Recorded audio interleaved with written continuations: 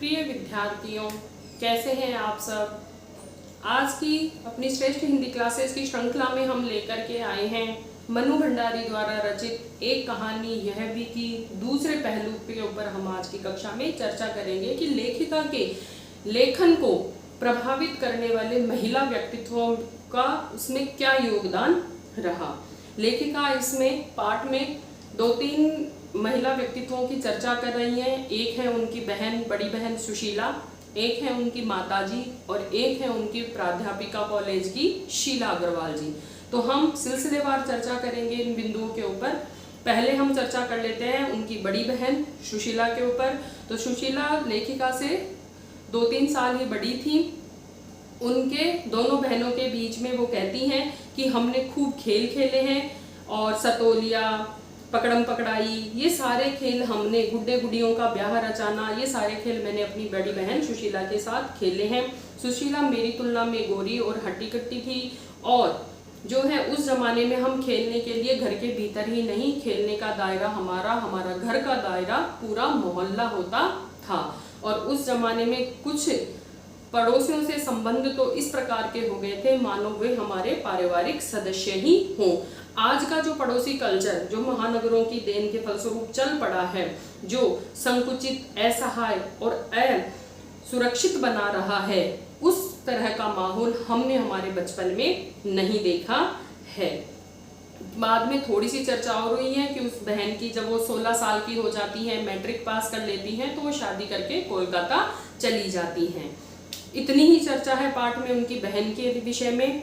आगे वो कह रही हैं उनकी माताजी के बारे में कि जहां मेरे पिताजी का स्वभाव, जो हमने पूर्व क्लास में चर्चा कर ली है, ठीक उसके विपरीत मेरी माताजी का स्वभाव था। मेरी माताजी बेपढ़ी लिखी माँ थी और धरती से ज्यादा, कुछ ज्यादा ही उनमें क्या था, धैर्य और सहन शक्ति थी। चूंकि मेरे पिताजी का जो स्वभाव था वो थोड़ा सा कठोर हो गया था, तो उसका जो है वो अपना, जब भी यदा कदा पिताजी से कुछ सुनने को मिल जाता था तो उसे वो अपना प्राप्य समझती थी कि ये तो मेरे भाग्य में लिखा ही है। और बच्चों की अपनी इच्छाएं पूरी करना, वो चाहे उचित हो अनुचित फरमाइश पूरी करना, उनकी जिद को वो अपना फर्ज समझती थी। एक गृहस्थ महिला का चित्र अंकन किया गया है जो पूर्ण रूपेण से अपने परिवार को समर्पित है। परंतु लेखिका यहाँ पे ये कह रही हैं कि हम भाई बहनों का सारा लगाव शायद जो सहानुभूति से उपजा था, प्रेम बस नहीं, वो माताजी से जो उनका लगाव था उसका कारण क्या बता रही हैं, सहानुभूतिवश। तो वो निहायत जो है असहाय मजबूरी में लिपटा हुआ उनका वो त्याग कभी भी मेरा आदर्श नहीं बन सका। यानी उनकी माताजी से जो उन्होंने त्याग करना परिवार के लिए और सहानुभूति का स्वभाव रखना, वो सारी चीजें जो है मैं कभी नहीं अपना सकी, वो मेरे जीवन के आदर्श नहीं बन सके। न उनका त्याग, न उनकी सहिष्णुता। फिर उन्होंने आगे ये भी बताया कि 1-2 बार जब पिताजी ने क्रोध किया तब माताजी ने मेरा बचाव भी किया है। जब भी मैं ऐसा कुछ होता था कि मैं माताजी से कह देती थी कि माताजी जब पिताजी का गुस्सा थोड़ा ठंडा हो जाए उस समय आप मुझे घर पे बुला लेना। तो पूर्ण रूपेण अपने परिवार को समर्पित महिला का चित्र अंकन किया गया है। अब हम चलते हैं तीसरे पात्र की तरफ, जो हैं उनकी प्राध्यापिका शीला अग्रवाल जी। तो शीला अग्रवाल जी के बारे में कहती हैं लेखिका कि जब मैं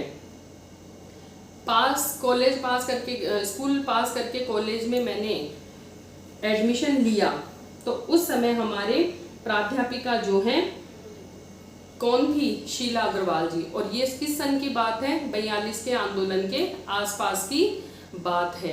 और वो कह रही हैं कि मैंने सावित्री गर्ल्स हाई स्कूल से जो है पढ़ाई की थी और वही स्कूल बाद में कॉलेज रूप में बदल जाता है और वहां पर नियुक्ति हुई मतलब शीला अग्रवाल जी की। और शीला अग्रवाल जी का ही योगदान बताती हैं कि उन्होंने मुझे बाकायदा साहित्य की दुनिया में प्रवेश करवाया। मात्र पढ़ने को और चुनाव कर के पढ़ने को, अच्छे अच्छे लेखकों की पुस्तकें पढ़ने के लिए उन्होंने मुझे प्रेरित किया। और साथ ही साथ में जब मैं पढ़ करके जाती थी तो उन किताबों पर मैं बहस भी करती थी।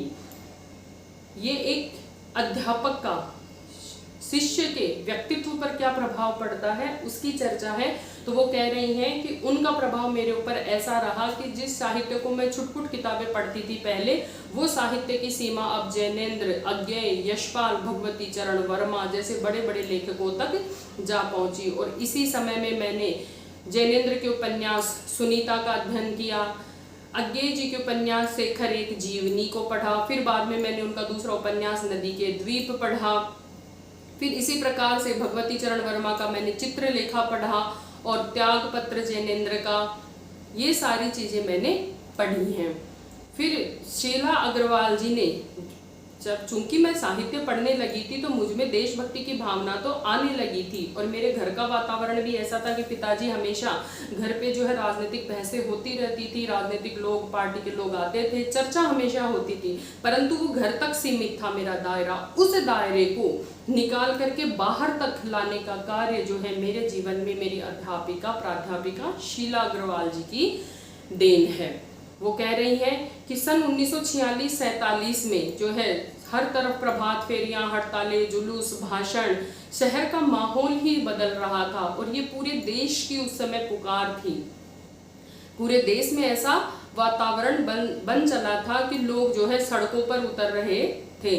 जहां मेरे पिताजी को सड़कों पर नारे लगाती हुई लड़कियों को देखना, मतलब मेरे पिताजी की तरफ से ये तो छूट थी कि आप घर पे बैठ करके चर्चाएं तो सुनो, परंतु इतनी आधुनिकता उनमें को बर्दाश्त वो नहीं कर सकते थे कि लड़की जो है लड़कों के साथ शहर की सड़कें नापे।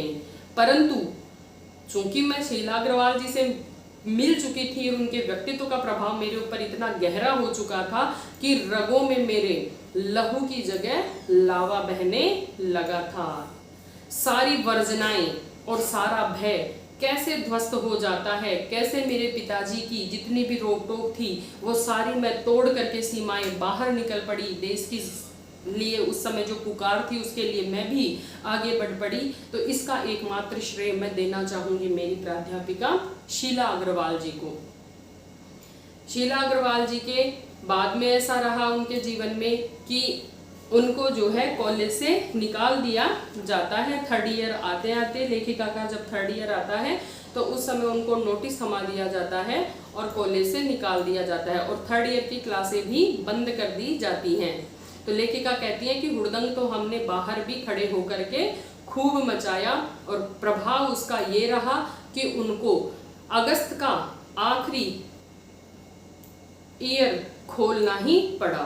अगस्त में उनको आखिरी थर्ड ईयर खोलना ही पड़ा। परंतु हमारी जीत की खुशी के सामने जो है बहुत बड़ी खुशी जो है उस समय खड़ी थी और वो थी हमारी चिर प्रतीक्षित खुशी, जिसकी पूरा देश जो है प्रतीक्षा कर रहा था। वो खुशी हमारे सामने खड़ी थी। शताब्दी की सबसे बड़ी उपलब्धि 15 अगस्त 1947। तो लेखिका इस पाठ में बच्चों जो है जो भी लेखिका ने कहा है कि किस प्रकार से मोहल्ले के व्यक्तित्व थे, जो दा साहब थे वो महाभोज में एकाएक प्रकट हो जाते हैं, उन लोगों की भाव भंगिमा, उनका बोलना, सब कुछ आज मैं इतनी बड़ी हो गई हूँ फिर भी मेरे को वैसे की वैसे याद है जिस प्रकार से उनका व्यवहार मेरे बचपन में था। तो उन सब लोगों ने मुझे बहुत प्रेरित किया है, बहुत प्रभावित किया है। इसमें कहीं ना कहीं उनके पारिवारिक सदस्य भी थे। उनके जो है पारिवारिक सदस्यों के अलावा उनकी अध्यापिका भी थी, उनके मोहल्ले के वो लोगों की चर्चा भी लेखिका ने की है। कहीं ना कहीं लेखिका ने अपने पूरे लेखन कार्य में जो व्यक्तित्वों का योगदान है उसका वर्णन जो है इस पाठ में किया है। बच्चों नेक्स्ट क्लास होगी हमारे अगले चैप्टर संख्या 11 के लिए, नौबत खाने में इबादत।